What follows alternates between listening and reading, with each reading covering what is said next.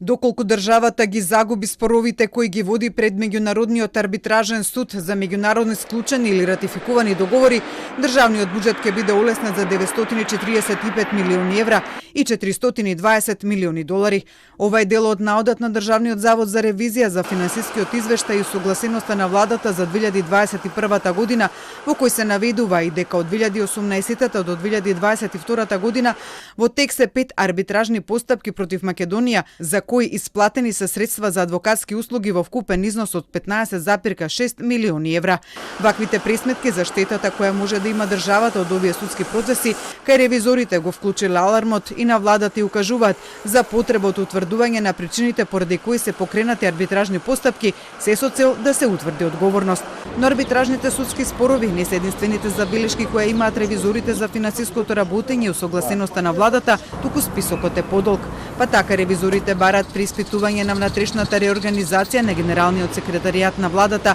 и канцеларијата на председателот на владата, тоест премиерот, бидејќи утврдиле дека тие имаат засебни сектори и оделенија, но дел од нив со идентични надлежности и обврски, иако според регулативата за внатрешна организација на органите на државната управа, како што наведува државниот ревизор, не може да има преклопување на надлежностите на одделните сектори и оделенија. И додека во Генералниот секретаријат и во канцеларијата на премиерот има луѓе со идентични надлежности, во текот на 2021 година по основ на авторски договори биле ангажирани 77 лица, за што биле исплатени безмалку 400.000 евра или 22 милиони 807.000 денари. 31 лице се ангажирани за реализација на пресактивности, медија мониторинг, фотографирање на настани, монтажа на видеозаписи, графички дизајн, изработка и објавување содржини и информативни видеоматеријали на социјални медиуми и како техничко лице за тони видео за техниката во владата.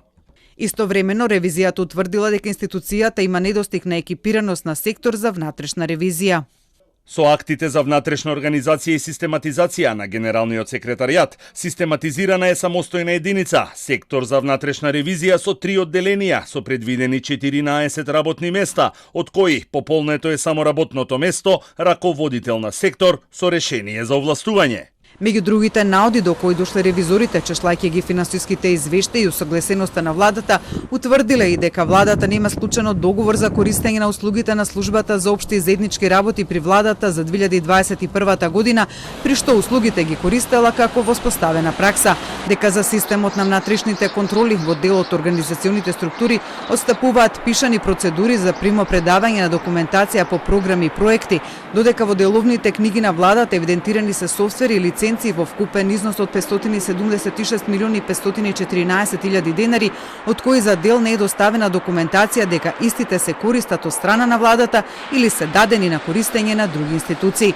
Ревизорите утврдили дека Генералниот секретаријат во 2021 година има склучено 2 договори за користење на правни услуги во вкупен износ од 850.000 евра без проведена постапка за јавна набавка.